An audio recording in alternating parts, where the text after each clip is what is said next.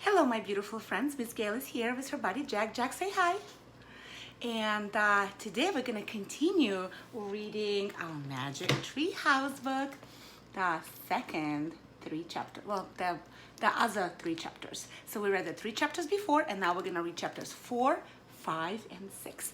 I am so excited to know what's going on in adventure with Jack and Annie. Jack, are you excited? Look. Oh, are you excited? I think he's excited too. All right, guys. Let me take out my bookmark. All right, Jack. Okay, look. What's in the book? Oh, he's so excited. All right. Chapter 4, Henry. Jack gasped as Annie reached out her hand toward the pteranodon. Oh no, he thought. Annie was always trying to make friends with animals, but this was going too far. Don't get close to him, Annie, Jack shouted. Annie touched the pteranodon's crest. She stroked his neck. She was talking to him. What in the world is she saying? Jack wondered. Jack. He took a deep breath. Okay, he would go down too. It would be good to examine a pteranodon. He could take notes like a scientist. Jack started down the rope ladder. When he reached the ground, he was only a few feet away from the creature. The pteranodon stared at Jack. His eyes were bright and alert. Are your eyes bright and alert? He's soft, Jack, said Annie. He feels like Henry. I wonder if he feels like Jack. He's not a dog, Annie, Jack snorted. Feel him, Jack, said Annie. Jack did not move. Don't think, Jack, just do it, Annie said. Jack stepped forward. He reached out very cautiously. He brushed his hand down the creature's neck. Interesting, Jack thought. A thin layer of fuzz covered the pteranodon's skin. Soft, huh, said Annie? Jack reached into his backpack and pulled out a pencil and a notebook. He wrote, fuzzy skin. Fuzzy like you? What are you doing? Asked Annie. Taking notes, said Jack.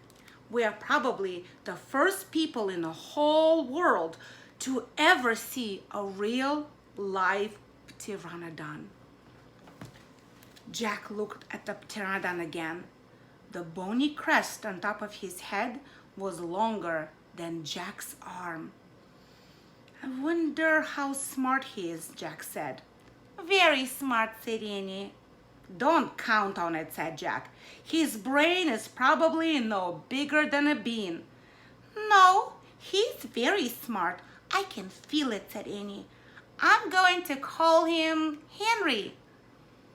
Jack wrote in his notebook, small brain, question mark.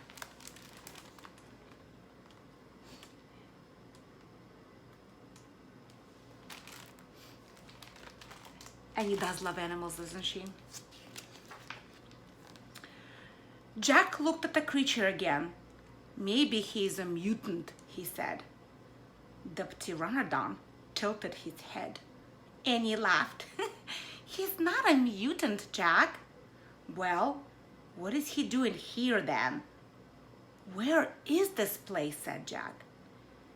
Annie leaned close to the pteranodon. Do you know where we are, Henry? She asked softly.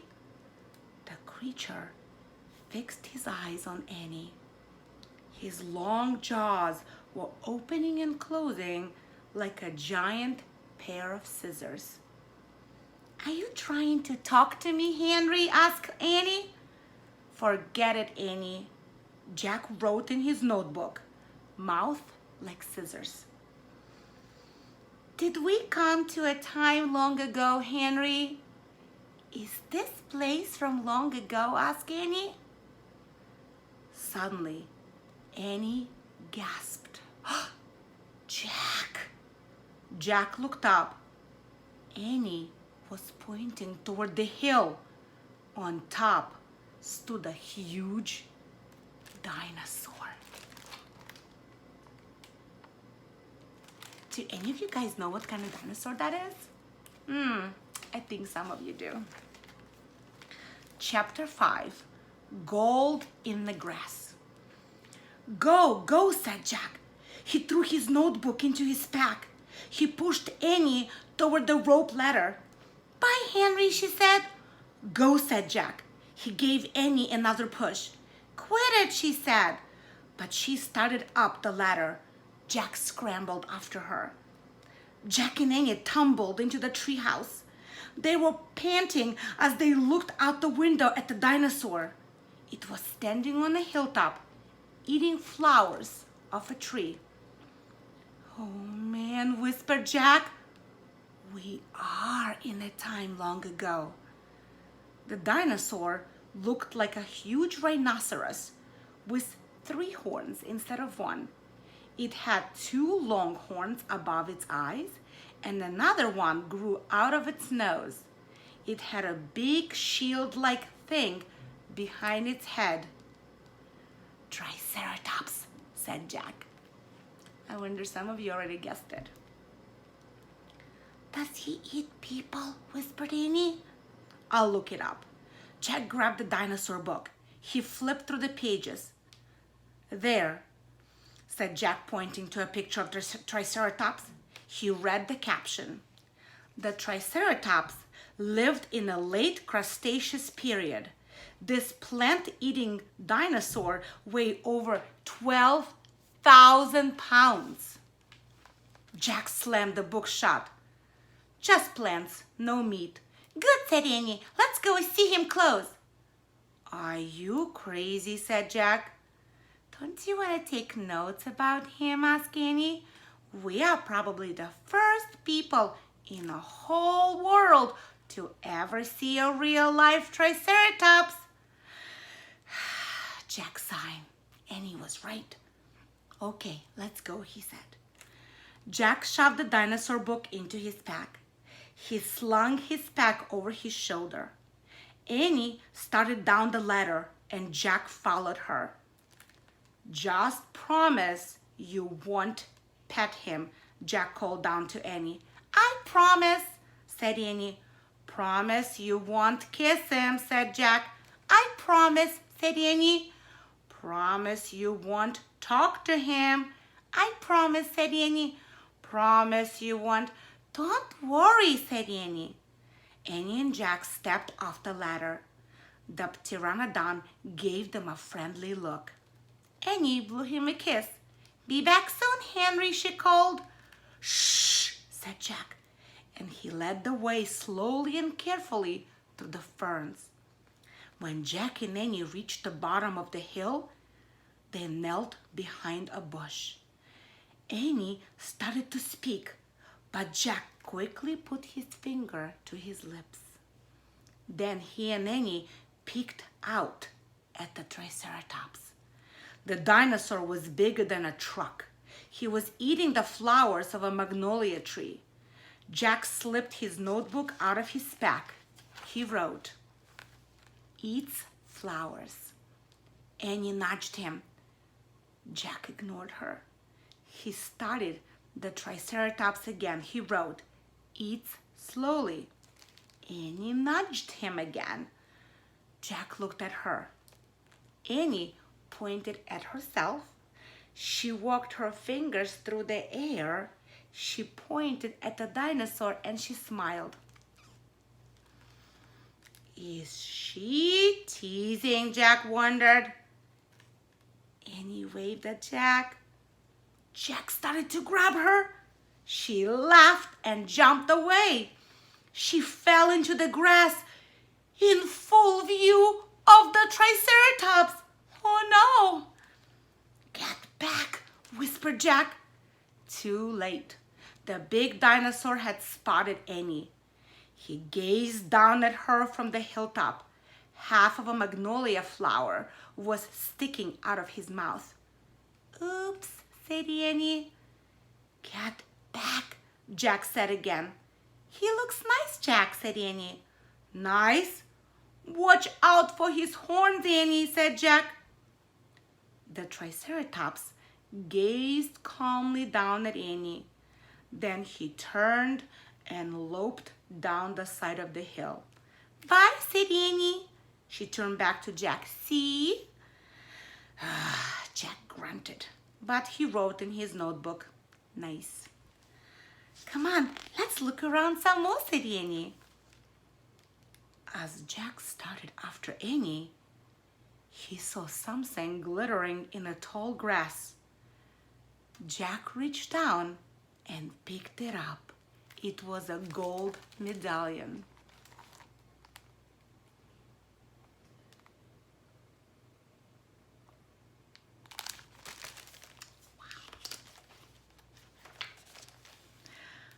A letter was engraved on the medallion.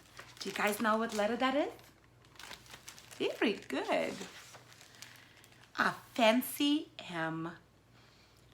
"Oh man, someone was here before us," Jack said softly.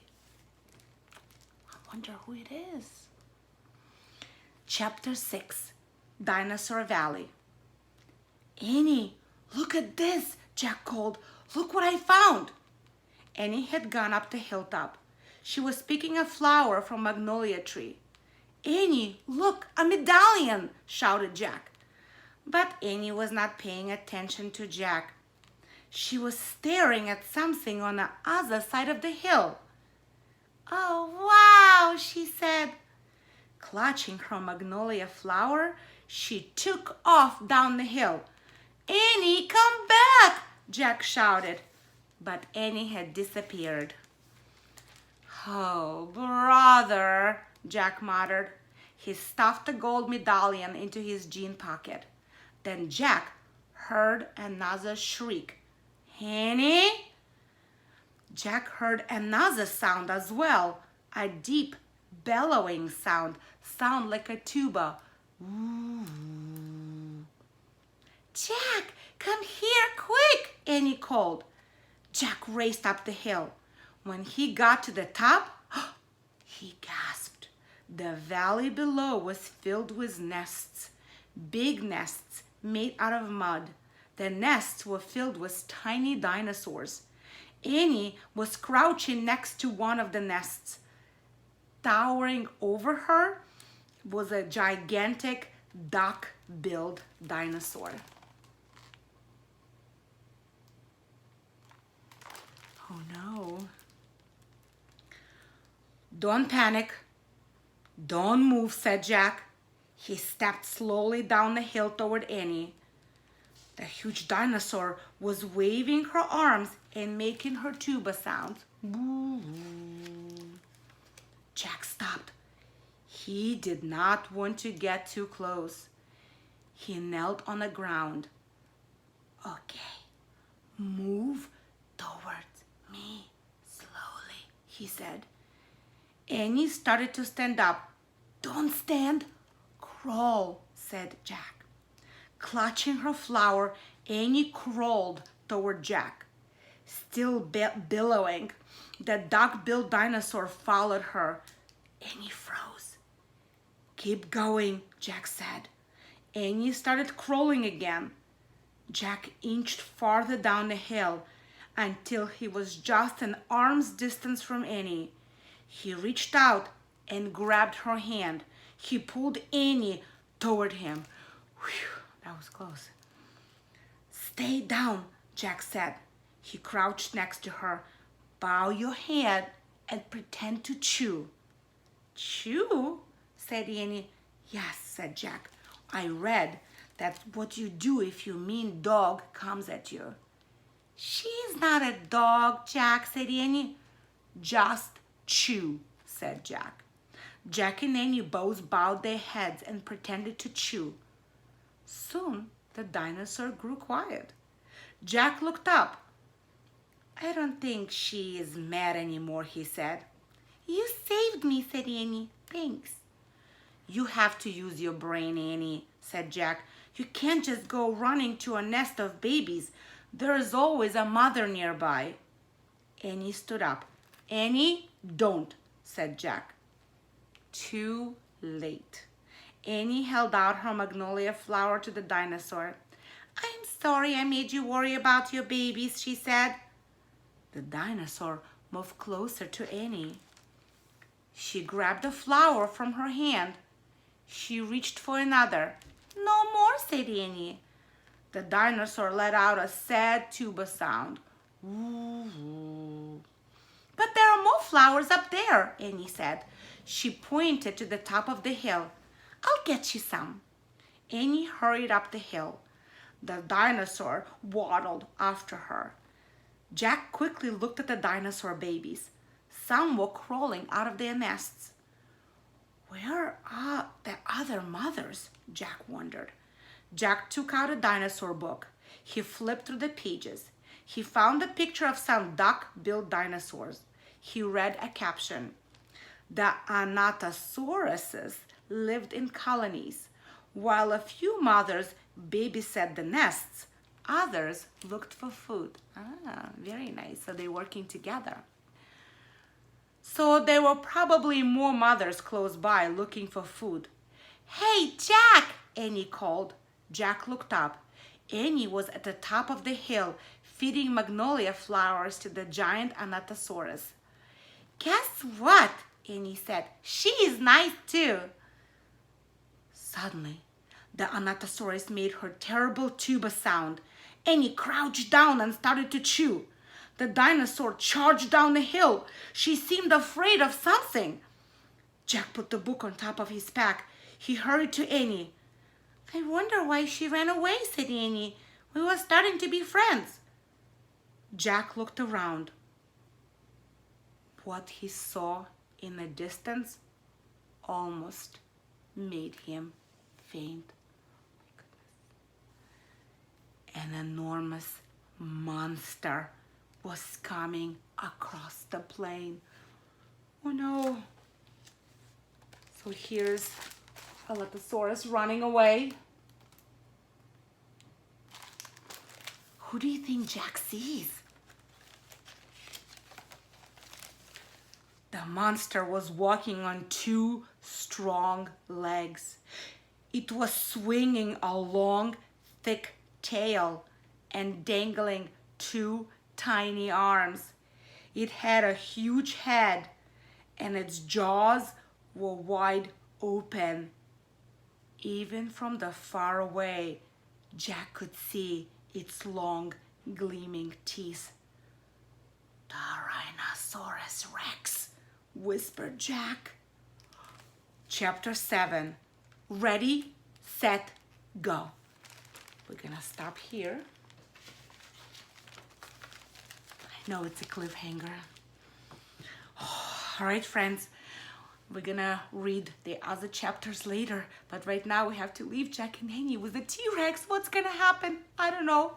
But until then, bye friends. Please like and subscribe my channel. Bye.